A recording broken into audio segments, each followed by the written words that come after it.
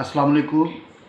आज हमारा topic 153 and 154 of the constitution of Islamic Republic of Pakistan 1973 है। ये बहुत अहम टॉपिक है और उसके अहम होने की वजह, जैसे कि पहले मैं बार बार अपने लेक्चर्स में आपको बता चुका हूँ कि पाकिस्तान एक फेडरेशन है, सूबों पर मुश्तमिल एक फेडरेशन है और फेडरेशन की अपनी हुकूमत है जिसको फेडरल गवर्नमेंट कहते हैं, और सूबों की अपनी हुकूमत है जिसको सूबाई हुकूमतें कहते हैं। और ये जो प्रोविंसेस हैं वो फेडरेटिंग यूनिट्स हैं और ये फेडरेशन की तश्कील करते हैं। तो जो फेडरेशन के हैं उसके अपने पावर्स हैं और प्रोविंसेस के कॉन्स्टिट्यूशन के अंदर अपने सेपरेट पावर्स हैं, और दोनों यानी 2 टियर गवर्नमेंट्स हैं हमारे पास पाकिस्तान में कॉन्स्टिट्यूशन के तहत। तो जब मुख्तलिफ़ हुकूमतें हों,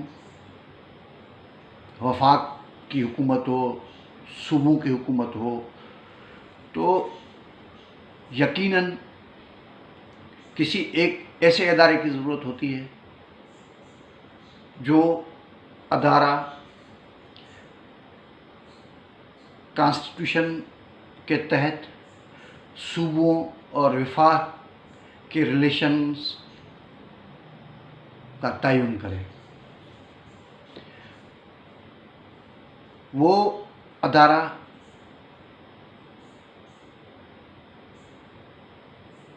जो मौजूद है कॉन्स्टिट्यूशन के अंडर आर्टिकल 153, वो है काउंसिल ऑफ कॉमन इंटरेस्ट, मुश्तरका मफादात की काउंसिल। अब इस काउंसिल को अपॉइंट प्रेसिडेंट करते हैं, इसके चेयरमैन प्राइम मिनिस्टर होते हैं, चारों सूबाई वज़राए आला इसके मेंबर होते हैं और 3 मेंबर फेडरल गवर्नमेंट या प्राइम मिनिस्टर अपॉइंट करते हैं।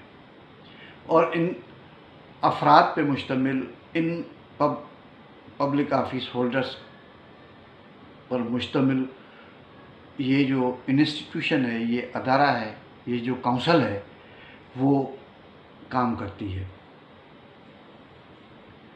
और ये फेडरल गवर्नमेंट को जवाबदार नहीं है। फेडरल गवर्नमेंट को जवाबदार क्यों नहीं है? इसकी एक लॉजिक है, इसका एक मंतक है, और मंतक ये है कि ये इन इश्यूज़ पे अपना वर्डिक्ट, अपनी ओपिनियन, अपना रेजोल्यूशन देते हैं जिसमें वफाक और सूबों के मुमकिना तौर पे अलग अलग इंटरेस्ट हों।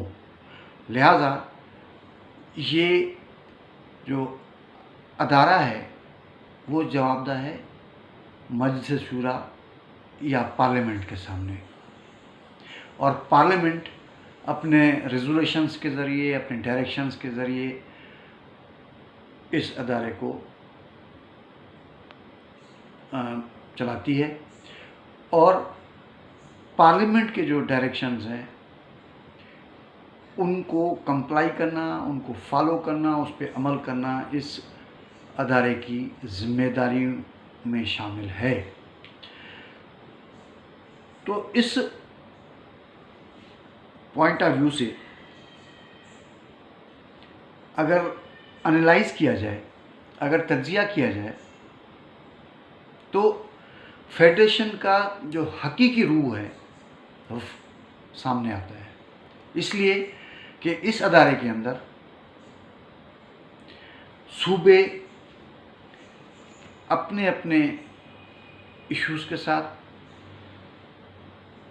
आते हैं, डिस्कशन करते हैं और मेजॉरिटी जो राय है उसके तहत जो है फैसले करते हैं।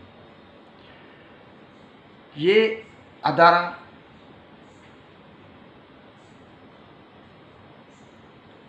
बुनियादी तौर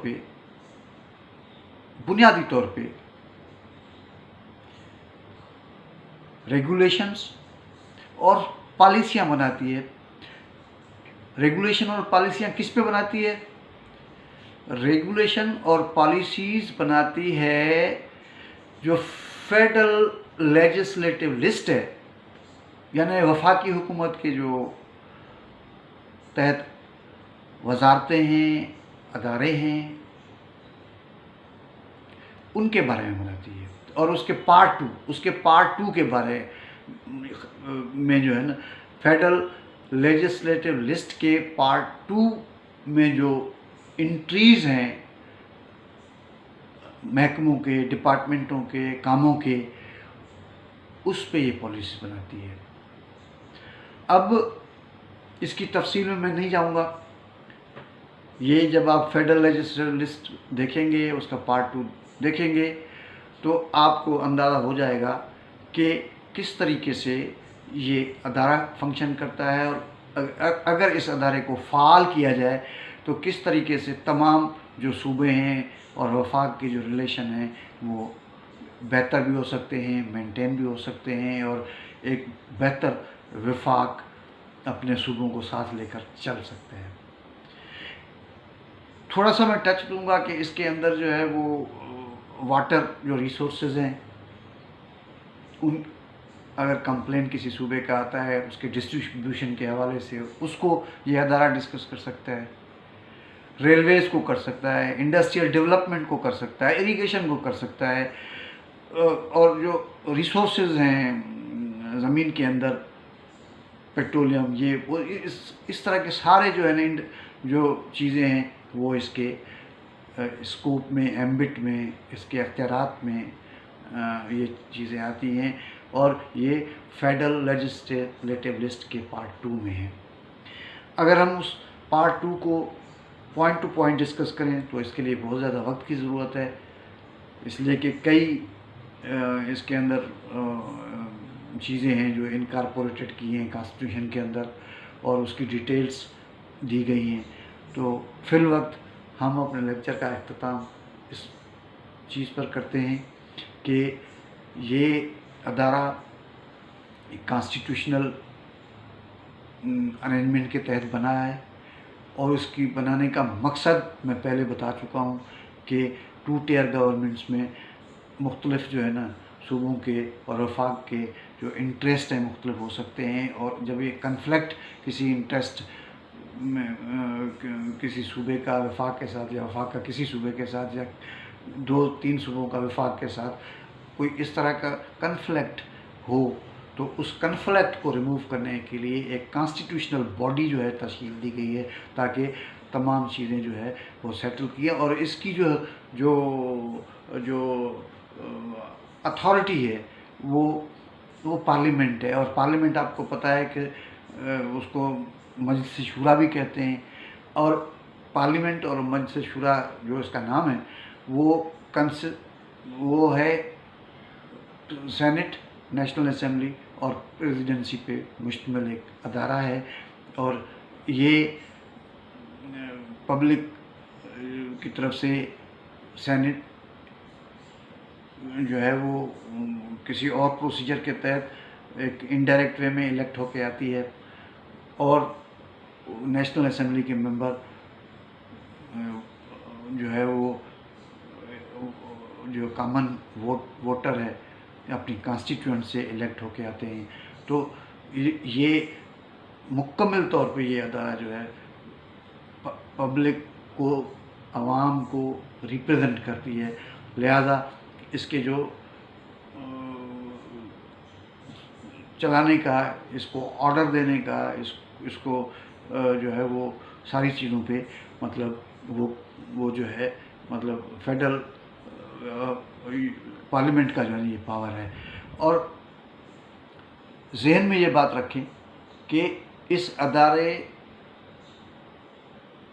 को पॉलिसीज़ और रेगुलेशन बनाने का अख्तियार है।